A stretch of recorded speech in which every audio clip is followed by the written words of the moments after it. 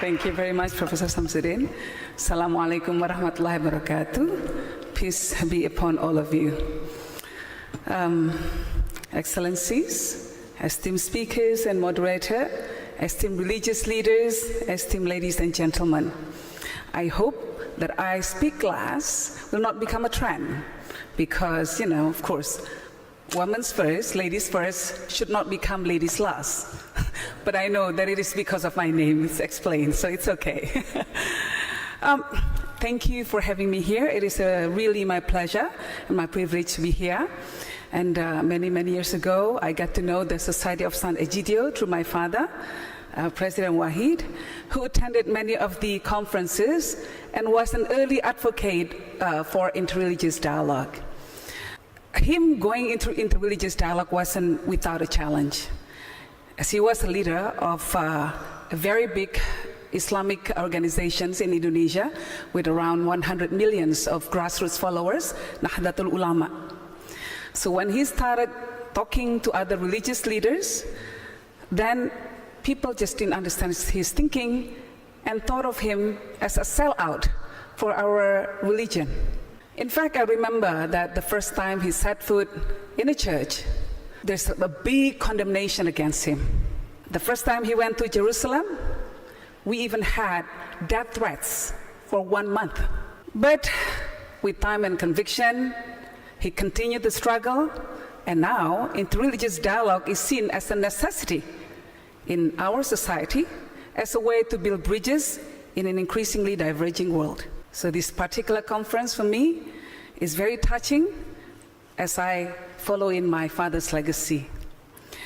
Ladies and gentlemen, in a world that is becoming increasingly interconnected, it is vital that we recognize and appreciate the diverse religious beliefs and traditions that exist among us. By fostering understanding and respect through interreligious dialogue, we can pave the way towards a harmonious coexistence in our global community. First and foremost, interreligious dialogue serves as a means to dismantle the barriers that divide us. It encourages individuals from different faith backgrounds to come together and engage in open and honest conversations. Through these conversations, prejudices and misconceptions can be dispelled, fostering an environment of empathy and understanding. By seeking common ground and focusing on shared values, we can build bridges of understanding that transcend religious differences. Moreover, interreligious dialogue acts as a catalyst for resolving conflicts and promoting peace. By engaging in respectful conversations, we create opportunities for reconciliation and peaceful coexistence. History has shown us the power of dialogue in resolving deep-rooted religious conflicts, fostering social cohesion, and preventing the escalation of violence. By encouraging dialogue between religious leaders, scholars, and ordinary people, we can work towards finding common solutions to the challenges we face as a global society. But the question is, how do we bring these lofty goals and mechanisms to a more sustainable working level? So please allow me to share our stories on how we do it in Indonesia. I'd like to tell the stories in two different approaches, the macro level and the micro level. The macro level, of course, concerns policies and traditions in the society. Professor Samsudin mentioned earlier about how religious leaders try to build bridges when there are conflicts. So that's part of the way we try to diffuse conflicts in the society. But on the other hand, government policies also matter. If you happen to find yourself in Indonesia, you will find one of the largest mosques in Southeast Asia, the Mosque Istiqlal, that was built by a Christian architect. And next to it is the biggest cathedral in our country. And connecting the two buildings is a tunnel of tolerance that is just recently built. It's not yet officiated, but it's there. Indonesia is predominantly Muslim country, but on the other hand, we also have the largest Buddhist temple in Southeast Asia, which is Temple Borobudur. In fact, a few years ago, Indonesia donated a miniature of Borobudur Temple to the Vatican Museum. So there's a big significance about the gesture because, from a predominantly Muslim country, donating a big Buddhist statue to a Christian, to a Catholic establishment. We also have the biggest Vishnu statue that is referred by the Hindus in the island of Bali. And despite the fact that we only have very small number of Jewish people in our country, we also have a very big synagogue in one of other islands in Indonesia. Apart from that, the government also creates policies that make sure that people from all different religious backgrounds are respected. They have the same rights before the law. In fact, when there is a holidays, so days that is sacred to any religions, there is a holiday in Indonesia.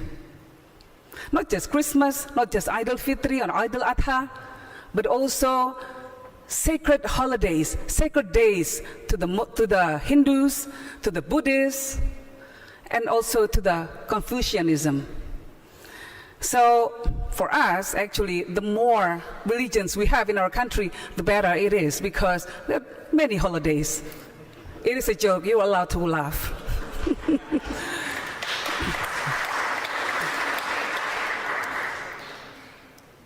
Apart from the state actors, the governments, we also have non-state actors and civil society organizations extending protections to minority groups in Indonesia. And you, my own organization, and Muhammadiyah, our partner in crime when it comes to protecting minority groups in Indonesia. Whenever there is a problem, they come to us, and we will try to bridge the gap, we will try to diffuse the conflict, and we always extend protection to them. Apart from the macro level, I'd like also to share from a micro level example of how we try to foster tolerance on a community level. And allow me to share the story of an initiative that we do at our own foundations, which is called the Peace Village Initiative. It is developed as a specific program to bring interreligious dialogue on a community level, but at the same time putting women and youth at the core of societal transformation. We started Peace Village Initiative in 2013 in a small scale with a simple idea that grassroots women could play an important role in increasing communities' welfare and cohesion, provided that they're given access to networks, to skills, and adequate social supports. Since then, year by year, our initiative grew and attracted many supporters. We've got governments, international bodies such as the UN, and private companies now supporting the initiative that spans across 5 provinces and 30 different villages in Indonesia, affecting almost 1 million of members of the society. Peace Village Initiative started with the idea that peace and tolerance is not a taken for granted situation. Peace and tolerance are created and recreated by our society through continuous action.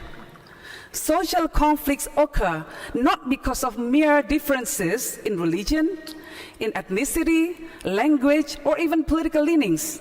It is triggered by a collective feeling of being sidelined, of being marginalized, of being abandoned.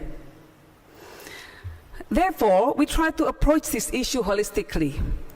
Our program employs a well-crafted method combining 4 vital components in building enduring peace and resilience in the community. The first one is through economic empowerment, women empowerment, peace-building social mechanism, and sustainable environment. So those are the examples on a macro and micro level on how we try to bring interreligious dialogues into actionable plan. It's not enough just to talk. We need also to walk the talk. I'd like to also conclude by inviting all of you, all of us here, to create meaningful changes by doing actionable plan, by real actions. Because I believe that every single of us is just a drop of water, but together we are an ocean. Thank you very much.